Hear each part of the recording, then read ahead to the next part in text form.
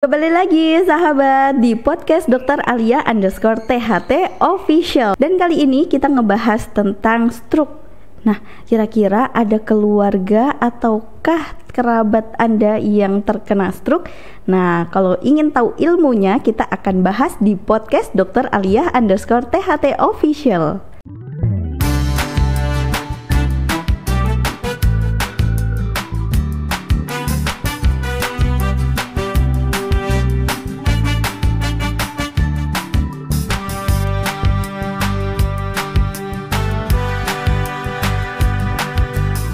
Assalamualaikum warahmatullahi wabarakatuh. Sahabat, gimana kabarnya? Semoga baik-baik saja ya. Dan di sini saya kayaknya biasanya berdua, bertiga, kali ini saya berempat dengan diri saya sendiri sih ya. Oke, di sini sudah ada Dokter Vita, spesialis saraf, dan juga para dokter muda. Masya Allah. Kita kenalan dulu ya, dan sebelumnya saya sapa dulu. Assalamualaikum. Waalaikumsalam. Waalaikumsalam Mbak Kiki. Dokter Vita, gimana kabarnya? Alhamdulillah baik. Alhamdulillah. Tentu sahabat juga semuanya ya. Iya, alhamdulillah. Bisa diperkenalkan namanya siapa? Nama saya Fetri. Oke. Saya Arif. Oke, Arif dan juga Fetri. Ya. Wow, sehat ya? Alhamdulillah. Sehat. Alhamdulillah, nggak grogi dong ya? Nggak. Kita ngobrol aja, ngobrol santai. Ngobrol seputar saraf itu sebenarnya banyak sekali ditunggu-tunggu oleh masyarakat, karena memang kebanyakan orang-orang itu kan mungkin ada yang nggak tahu dan juga ada yang banyak yang mengalami juga gitu ya. Dan kita membahas seputar stroke. Nah, Bu Dokter, banyak ya penderita stroke belakangan ini sepertinya. Dan kalau misalkan kita lihat, kalau dulu stroke hanya diderita oleh orang tua. Tapi kalau sekarang mungkin pasiennya Bu Dokter ada yang anak muda nggak sih? Ya. Ada ya? Ada. Nah, kita ngebahas tentang stroke dulu deh. Nah, stroke sendiri itu tuh kalau dari medisnya itu seperti apa sih? Kondisi penyakit yang seperti apa, Bu Dokter? Baik, sahabat semua, kita siang ini belajar tentang stroke ya. Oke. Stroke itu adalah suatu penyakit pada pembuluh darah. Bisa di pembuluh darah otak, bisa di area saraf punggung, atau di pembuluh darah saraf mata. Oh, Jadi oke. tidak hanya di otak. Jadi stroke itu adalah penyakit pada pembuluh darah yang ditandai dengan adanya gejala saraf, ya, vokal atau satu sisi, Iya. atau global, gejala saraf secara keseluruhan atau tidak sadar. Dan gejala ini bisa memberat atau menetap lebih dari 24 jam. Lebih dari Yang penyebabnya 24 jam. adalah gangguan vaskular atau gangguan pembuluh darah. Oke, jadi penyebabnya kalau dari intinya dari pembuluh darah ya, Bu Dokter ya. Pembuluh Tapi darah itu di biasa- otak, saraf di punggung, dan saraf di mata. Oke, kalau yang saya tahu stroke itu mungkin kayak istilahnya mati rasa gitu, disentuh nggak ini terus nggak bisa gerak. Oke, nanti Itu itu kita kenali dari gejalanya. Oke, itu dari gejalanya ya. Iya. Soalnya kan kalau orang awam biasanya kalau udah stroke ya nggak bisa digerakin kayak gitu kan. Oh, itu stroke gitu. Padahal untuk penyebabnya sebenarnya masih banyak gitu ya. Nah, Betul, Mbak kalau Kiki. tanda-tanda awalnya itu seperti apa? Jadi untuk stroke sendiri, gimana sih kita tahu ini tuh stroke atau bukan sih? Atau cuma lemes-lemes aja, bukan stroke yang sebenarnya gitu. Jadi dari pemerintah sendiri, dari Kemenkes ya Mbak, itu ada membuat sebuah singkatan agar kita lebih mudah untuk memahami dan mengingat ya, namanya segera ke RS. Segera ke RS. Iya, Oh, mudah itu- diingat ya Mbak ya. Iya, mudah. Jadi segera ke RS ini merupakan singkatan dari artinya senyum tidak seimbang. Artinya antara kanan dan kiri itu senyumnya tidak sama, atau istilahnya mencong. Oh, Mungkin oke, sering oke. dengar ya, ada yang merot, wajah saya merot seperti Iya, itu. iya, Nah, iya. ini merupakan salah satu tanda stroke seperti itu. Lalu yang kedua G. G ini merupakan gerak separuh badan yang lemas atau tidak sama. Tadi yang Mbak bilang itu ya, ada yang lemas satu badannya. Iya. Kok tangannya nggak bisa gerak gitu, Iya. atau lemas seperti itu. Itu yang kedua. Lalu yang ketiga Ra. Ra ini merupakan bicara pelo. Yang tadinya bicaranya biasa saja, terus tiba-tiba saya nggak bisa ngomong lancar, tiba-tiba terbata-bata atau ngomongnya jadi pelo seperti itu. Nah, ini juga merupakan tanda-tanda stroke. Oke. Lalu yang keempat ada artinya kebas atau kesemutan. Jadi kadang itu rasanya kesemutan di tangan atau di kaki. rasanya tebal seperti itu juga tanda stroke. Dan yang kelima itu rabun, jadi penglihatannya terganggu, tiba-tiba jadi buram seperti itu, atau melihatnya jadi ada dua seperti itu. Lalu yang terakhir ini adalah sakit kepala, SRS, S-nya sakit kepala seperti itu. Oh, itu tanda-tandanya ya. Tanda-tanda di awal berarti kalau misalkan sudah mulai kebas gitu, ada arah ke stroke itu tadi ya Bu Dokter ya? Betul, dan Mbak Kiki, kita harus tahu bahwa stroke itu tidak hanya menyerang orang tua. Nah, itu seperti yang di awal saya Intinya, sampaikan jadi ya. itu yang akan menjadi pembahasan kita, penekanan kita pada kali ini. Stroke bisa kena anak muda, stroke bisa mengenai bayi, Oh, seperti itu. Jadi Bisa. bayi pun juga bisa kena stroke. bisa terkena stroke. Bayi, anak-anak, usia muda, orang tua bisa terkena stroke. Oke, berarti ini harus aware sama kesehatan tubuh kita juga ya, Bu Betul, Dokter ya. bahkan usia muda, usia produktif ya, 18 hingga 50 tahun adalah rentang yang paling rawan terkena stroke. Oh, Dan itu dari tahun ke tahun jumlahnya atau prevalensinya semakin meningkat. wow, kalau semakin meningkat. Jadi apa ya? Kita khawatir juga sih, khawatir yang sudah berumur di atas 20, 30 gitu. Mungkin kalau dulu kayaknya masih aman-aman aja gitu ya. Kalau dulu Betul, Mbak pikiran kita masih aman-aman aja. Tapi ternyata katanya Bu Dokter ini sudah makin meningkat. Justru di usia muda sudah terkena stroke. Ada ya pengalaman yang seperti itu. Bahkan bayi pun Bisa terkena stroke. itu penyebabnya apa itu, Arif? Oke, baik. Jadi kalau sebelum kita bahas penyebabnya terlebih dahulu, kita harus tahu jenisnya stroke dulu. Jadi stroke itu ada dua. Secara medis ada stroke iskemik atau stroke hemorrhagic. Nah, kalau stroke iskemik ini awamnya kita nyebutnya itu stroke sumbatan, Mbak. Nah, kalau yang hemorrhagic itu adalah stroke yang perdarahan. Nah, dari situ nanti kita bisa apa saja nih yang menyebabkan kalau dia yang stroke sumbatan. Ada 3 komponen besar yang umumnya menyebabkan stroke sumbatan pada usia muda. Yang pertama itu misalkan pada pada kondisi kelainan jantung. Nah, pada kondisi kelainan jantung itu akan bisa meningkatkan resiko dari stroke sumbatan itu, karena jantung itu kan yang memompa darah ke otak. Nah, kalau misalkan jantungnya tidak berfungsi dengan baik, misalkan kecepatan jantungnya memompa yang harusnya 100 tiba-tiba jadi 10, otomatis kan alirannya lambat. Nah, kalau lambat dia akan nyumbet di sana kayak jalan tol kayak gitu. Iya, Nah, kalau macet ya. Ya, kalau semakin pelan-pelan makin lama makin macet. Nah, itu biasanya disebut stroke yang emboli, sumbatan gara-gara suatu emboli yang disebabkan karena kelainan irama dari jantung. Kemudian yang kedua karena sumbatan pada pembuluh darah. Nah, pada sumbatan pembuluh darah ini kalau pada usia muda biasanya stroke pada usia muda kalau akibat sumbatan itu karena suatu kelainan penyakit pembuluh darah. Nah, beberapa istilah medisnya itu yang pertama itu seperti penyakit Takayasu. Jadi penyakit Takayasu ini kondisi di mana pembuluh darah yang pada otak, kemudian yang tadi disebutkan oleh Dr. Vita ke pembuluh darah retina maupun dari sumsum tulang belakang. Nah, kayak gitu itu menyempit. Nah, kalau yang tadi karena jantungnya itu mobilnya yang pelan, sekarang jalannya yang sempit. Oh. Jadi makin bikin macet juga kayak gitu. Akhirnya nyumbet di sana kayak gitu. Kemudian yang satunya adalah darah yang mengental.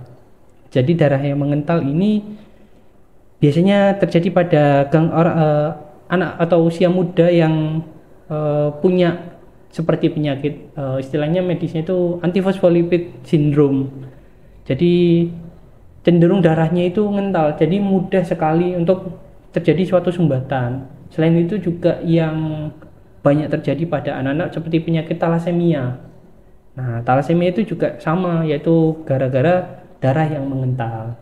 Nah, itu tadi yang iskemik. Nah, sekarang kita bahas yang perdarahan. Nah, kalau perdarahan ini beda dengan iskemik. Kalau yang tadi adalah Penyumbatan. karena sumbatan tadi karena ada dari mesinnya, dari jantungnya kayak gitu. Nah, sekarang ini lebih fokus karena pembuluh darahnya itu mudah pecah. istilahnya kayak gitu. Nah, kalau mudah pecah di sini, beberapa penyakit itu bisa nyebabin misalkan istilahnya itu arteriovenous malformation atau AVM. Nah, itu pembuluh darah yang ada di otak itu mudah sekali pecah kayak gitu, sehingga mudah sekali pada anak-anak dengan usia muda dewasa kayak gitu, gampang sekali terjadi suatu gejala stroke tadi yang disampaikan. Beberapa yang lainnya seperti penyakit aneurisma, kemudian adanya idiopatik trombotik, istilahnya itu gara-gara gangguan dari jumlah sel darah trombositnya itu yang menurun karena suatu imunitas atau idiopatik, sehingga gampang sekali. Jadi dia itu seperti kalau kita lihat jalan-jalan ya, itu seperti tembelannya. Nah, kalau dia mudah berkurang, jadi dia gampang. Kalau kita naik mobil, ban itu gampang bocor kayak gitu. Jadi gampang sekali pembuluh darah itu pecah kayak gitu. Itu secara umumnya kayak gitu, Mbak. Saya lebih ngerti kalau dikasih analogi gitu ya. Kalau udah pakai bahasa kesehatan itu saya agak ini gimana gitu. Maklum bukan orang kesehatan hostnya ya. Nah, kalau misalkan banyak ini yang kita temui di masyarakat gitu ya, di bawah usia 40 tahun itu mereka aktif bekerja, terus mereka aktif berolahraga, tapi tiba-tiba kok bisa langsung mendadak kena stroke. Itu biasanya seperti apa? Ya, jadi pada usia muda ya Mbak ya. Jadi ada yang namanya faktor resiko. Faktor resiko itu artinya apa yang kita miliki ini membuat kita lebih rentan untuk terkena stroke gitu. Nah, ada beberapa faktor resiko yang misalnya dimiliki oleh usia muda itu akan memperbesar kemungkinan kita untuk terkena stroke gitu. Contohnya diantaranya itu misalnya pada perempuan nih, ada yang spesifik atau artinya ini spesial pada perempuan. Contohnya pada perempuan dengan hamil, keadaan hamil itu membuat tekanan darah di perempuan itu meningkat, sehingga pada wanita-wanita yang hamil kemungkinan untuk terkena stroke itu lebih besar walaupun usianya muda seperti itu. Lalu ada faktor risiko lain seperti contohnya penggunaan alat kontrasepsi KB yang diminum ataupun yang disuntik, itu kan mengandung suatu hormon ya Mbak, namanya estrogen. Nah, itu juga dapat memicu untuk terjadinya stroke pada perempuan seperti itu. Lalu kemungkinan yang lain misalnya walaupun rajin berolahraga namun terpapar asap rokok, misalnya di kantor atau di jalan seperti itu sering terpapar asap rokok, itu juga meningkatkan kemungkinan untuk terjadinya stroke gitu. Kita juga sering lihat ya Mbak ya, sekarang anak-anak kecil udah mulai ngerokok dari usia SMP, SD, itu banyak yang merokok ya. Jadi nggak heran kalau misalnya di usia 20 atau 30 mereka terkena stroke seperti itu. Itu contohnya faktor risiko yang lain. Lalu ada misalnya hipertensi, orang-orang dengan diabetes, lalu juga obesitas, itu juga merupakan suatu faktor risiko untuk usia muda bisa terkena stroke seperti itu. Apakah stroke sendiri itu apa ya, bisa dikatakan itu bawaan atau turunan? Bukan. Oh, bukan ya. Jadi stroke adalah suatu gangguan pada pembuluh darah, bisa tersumbat atau pembuluh darahnya pecah. Nah, apa-apa yang beresiko, apa-apa yang menyebabkan beresiko terjadinya sumbatan atau pecahnya pembuluh darah bisa suatu genetik. Jadi bukan stroke disebabkan karena kelainan genetik, tapi berbagai faktor risiko yang menyebabkan stroke atau berbagai faktor risiko yang menyebabkan pembuluh darah ini mudah tersumbat atau mudah cepat pecah karena kelainan genetik. Karena kelainan genetik. Berarti kalau misalkan kita sudah tahu orang tua kita mempunyai riwayat yang seperti itu atau ada arah ke stroke atau bahkan sudah stroke, berarti kita juga harus hati-hati ya, harus menjaga kesehatan untuk tidak terpapar resiko dari faktor resiko itu tadi. Ya, betul. Jadi ada beberapa kelainan genetik yang membuat kita beresiko lebih tinggi untuk terkena stroke. Jadi bukan keturunan itu membuat kita terkena stroke, enggak, tapi karena ada keturunan itu membuat kita beresiko lebih tinggi untuk terkena stroke seperti itu. Nah, diantaranya apa saja gitu. Jadi ada yang namanya kelainan di genetik. Genetik itu artinya di sel-sel kita itu memang ada kelainan, contohnya kecenderungan darah kita ini kekurangan zat yang seharusnya untuk memecah sumbatan. Jadi darah kita ini memiliki suatu sistem, kalau misalnya ada sumbatan maka dia akan mengeluarkan zat untuk memecah sumbatan tersebut. Nah, namun ada beberapa orang yang memiliki kekurangan dari tentara tadi untuk memecah sumbatan tadi, sehingga orang ini cenderung mudah tersumbat seperti yang tadi Arif bilang. Nah, orang-orang inilah yang contohnya akan mudah terkena stroke karena memiliki keturunan kekurangan zat tadi seperti itu.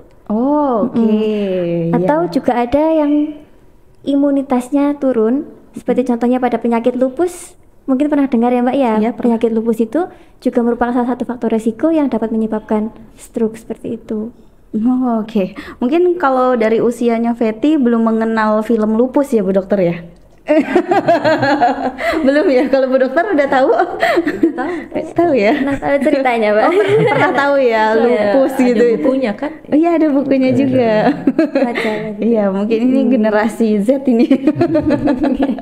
Oke, supaya lebih rileks lagi ya, karena memang kalau untuk kita ngebahas tentang stroke ini kan mungkin apa ya, kayak ini penyakit yang berat banget gitu loh. Menakutkan. Menakutkan. Nah, kira-kira ini bisa sembuh apa enggak sih bagi penderita stroke ini? Karena kan kalau misalkan yang saya bayangin, kalau orang sudah terkena stroke, terus apalagi tadi ada yang lemas gitu ya, ada yang rabun gitu, terus ya pokoknya seperti itulah yang tadi sudah dijelaskan.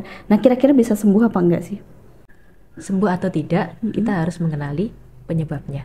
Oke. Tadi disampaikan penyebabnya bisa dua, tersumbat atau pembuluh darahnya pecah.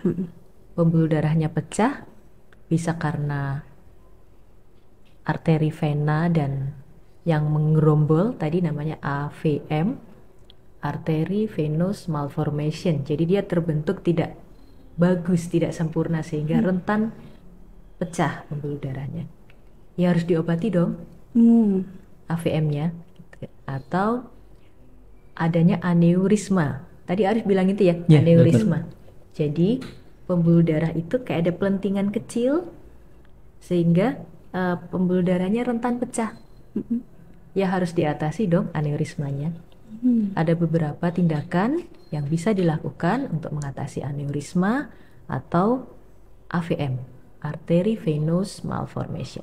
Untuk stroke sendiri ini apakah bisa nih diobati atau kayak gitu kalau pada usia muda, terutama pada yang iskemik? Tadi kan terkait sumbatan ya, tadi kan sudah dijelasin terkait perdarahan. Nah, yang pertama kan penyebabnya adalah kelainan dari jantungnya, misalkan ya maka harus diatasi kelainan jantungnya kayak gitu. Makanya harus diperiksa lebih lanjut. Makanya kalau dengan tadi sudah dijelasin oleh Fetri dari gejalanya sudah ada, maka harus sesegera ke rumah sakit kayak gitu. Jadi di sana kita periksa lebih lanjut dari kelainan jantungnya. Mana nih yang menyebabkan kelainan jantungnya? Apakah karena kelistrikan jantungnya? Jadi jantung itu punya listrik untuk ngatur jantungnya itu biar bisa bagus kayak gitu. Atau karena ada kelainan jantung lainnya, misalkan suatu anomali dari jantung kayak gitu. Nah itu maka kita harus obati lebih lanjut. Jadi masih bisa diobati kayak Masih gitu. bisa diobati. Iya. Jadi masih ada harapan ya untuk sahabat, mungkin ada keluarganya yang menderita stroke gitu atau terkena stroke seperti itu. Nah, kalau misalkan ngomongin dari usia muda, siapa saja yang beresiko? Tadi sudah sedikit dijelaskan oleh Fetri gitu ya. Mungkin ada lagi. Ya, mungkin pada anak-anak ya Mbak ya, tadi Dr. Fitri sudah sempat menjelaskan kalau di anak kecil ternyata bisa loh kena stroke seperti itu. Jadi ada satu kondisi di anak-anak di mana bentuk sel darahnya itu tidak bulat Mbak. Jadi normalnya ini kita yang sehat-sehat ini bentuk sel darah kita itu bulat. Namun ada orang, baik itu anak kecil, yang bentuknya itu bulan sabit. Seperti itu, disebut sebagai sickle cell. Jadi bentuknya seperti bulan sabit. Nah, kalau pembuluh darah kita kan bentuknya seperti pipa ya Mbak ya. Jadi kalau bentuknya bulat, sel darahnya bisa lewat enak gitu ya. Tapi kalau bentuknya bulan sabit, dia ini bakalan cenderung untuk membuat suatu sumbatan, kayak terikat satu sama lain, akhirnya nyumbat pembuluh darahnya. Nah, itu pada anak-anak dengan kelainan darah seperti itu juga bisa terkena stroke seperti itu. Kelainan darah, atau misalnya pada pasien dengan kanker darah seperti itu juga bisa terjadi stroke seperti itu. Kalau tadi kita sudah ngobrolin tentang stroke, ilmunya udah banyak banget gitu ya. Nah, kalau untuk mencegah supaya anak-anak muda kita ini tidak terkena stroke, apalagi sayang banget ya di usia produktif ya Bu. Kalau misalkan sampai terkena stroke itu kan jadi membuat dia akhirnya tidak bisa beraktivitas seperti itu. Untuk cara pencegahannya gimana, Arif? Oke, betul sekali Mbak. Jadi sebelum kita bahas pencegahan, pertama yang saya perlu tekankan bahwa ada suatu mitos yang bilang bahwa stroke itu tidak bisa dicegah. Jadi itu suatu salah ya. Itu suatu mitos. Jadi perlu kita tekankan bahwa stroke itu bisa dicegah kayak gitu. Cara cegah stroke kayak gimana? Jadi ada mnemonik buat atau singkatan untuk memudahkan kita bagaimana mencegah stroke ini. Yaitu singkatannya CERDIC. C-nya itu sendiri adalah cek kesehatan secara rutin. Jadi kalau kita sudah ada resiko-resiko yang tadi sudah dijelaskan, maka kita harus rutin nih kontrol ke baik ke lembaga kesehatan atau ke nakes di sekitar kita kayak gitu. Kemudian yang kedua, cerdik E-nya itu adalah enyahkan. Enyahkan apa? Enyahkan asap rokok. Karena tadi yang ditekankan oleh Fetri bahwa usia muda itu banyak sekali anak-anak kita, anak-anak bangsa kita itu masih usia muda itu sudah konsumsi rokok, bahkan melebihi yang dewasa jumlahnya kayak gitu.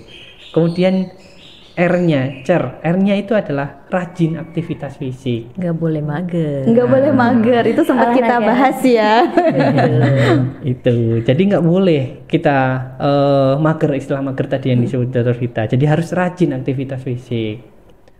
Kemudian cerdik, D-nya adalah diet seimbang. Tadi yang dijelaskan Fetri bahwa resiko orang dengan obesitas, di mana itu kan gangguannya adalah karena suatu konsumsi pola makan yang nggak seimbang.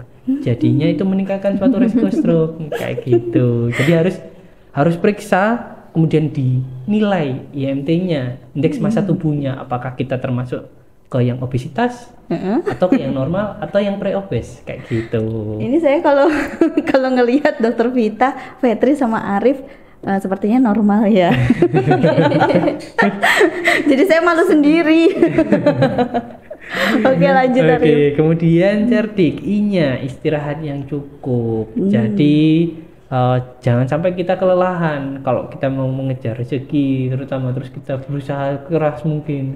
Harus cukup istirahat, karena kalau uangnya banyak, kalau kena stroke sama saja untuk pengobatan ujung-ujungnya ya. Dalam juga ya. Iya. Sama saja untuk berobat ke Dokter Vita. Kemudian yang terakhir K-nya, yaitu kelola stres. Karena stres itu banyak faktor pemicunya. Stres itu kan sesuatu hal yang jelek, akan berdampak buruk bagi kesehatan dan bisa menyebabkan stroke.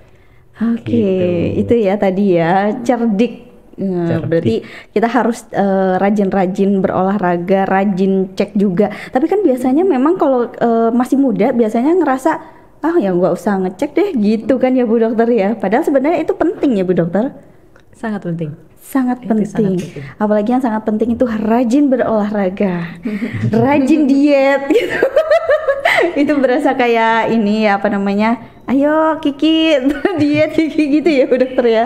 Oke, berarti yang kegemukan ini juga beresiko ya untuk lebih terkena stroke itu tadi. Lebih berisiko atau lebih rentan untuk terkena stroke, gangguan pada pembuluh darahnya. Gangguan pada pembuluh darahnya. Oke deh, terima kasih banyak ya untuk Arif dan juga Fetri dan juga Dokter Vita atas waktunya. Mungkin ada yang disampaikan nih untuk sahabat di rumah. Oke, jadi hari ini kita mengenal 2 singkatan, Mbak. Untuk stroke berarti tahu stroke, segera ke RS. Oke. Apa tadi? Senyum. Nggak sama. Iya, senyumnya nggak sama. Geraknya juga nggak sama. Bicaranya pelo. Oh iya. Ya. Kebas. Kesemutan. Atau kesemutan. Lalu R, rabun. Dan S, sakit kepala. Jadi ingat stroke, ingat segera ke RS. Tahu stroke, segera ke RS. Oke, itu dari saya. Benar. Oke, dari Fetri. Ya, mungkin menambahkan nih Mbak ya terkait yang menjaga pola makan ya dia tadi bukan berarti kita harus mengurangi makan enggak, tapi makannya seimbang. Nah, jadi dari kementerian sendiri itu mengeluarkan aturan seberapa sih yang seharusnya kita makan. Katanya kalau garam itu maksimal 1 sendok teh setiap hari. Oke. Jadi biasanya kalau kita makan sop itu sendoknya kan banyak ya garamnya biar asin, habis itu makan keripik kentang gitu. Oh iya. Tuh. Kalau gula itu 4 sendok teh. Sedangkan kalau minyak-minyakan itu 5 sendok teh. Itu maksimal seperti itu. Minyak-minyakan 5 sendok teh. Bisa ditambah lagi nggak sih untuk minyaknya? Enak ya Mbak ya soalnya Enak ya gorengan. Nggak boleh, itu bahaya nanti. Malah minyaknya nanti nyumbat pembuluh darahnya, kena stroke nanti bahaya. Oh iya. Nggak boleh ya, tetap 5 ya. Oke, berarti harus diingat-ingat ya. Satu sendok garam, 4 gula, dan 5 minyak. Oke, nggak boleh ditambah lagi ya sahabat ya. Jadi yang suka goreng-gorengan mungkin harus dikurangin gorengannya. Termasuk makan kerupuk juga nggak boleh ya? Boleh. Boleh, cuma 1 aja tapi Nggak berlebihan. nggak berlebihan. Oke, dari Arif. Oke, kalau kita mau menghindari suatu kemacetan, maka kita harus cerdik memilih jalan. Wah. Kalau kita mau menghindari suatu penyakit stroke, maka kita harus ingat cerdik. Ya, Masya Allah. Nggak apa-apa, plus buat diri sendiri juga Arif. Sudah selesai di sini.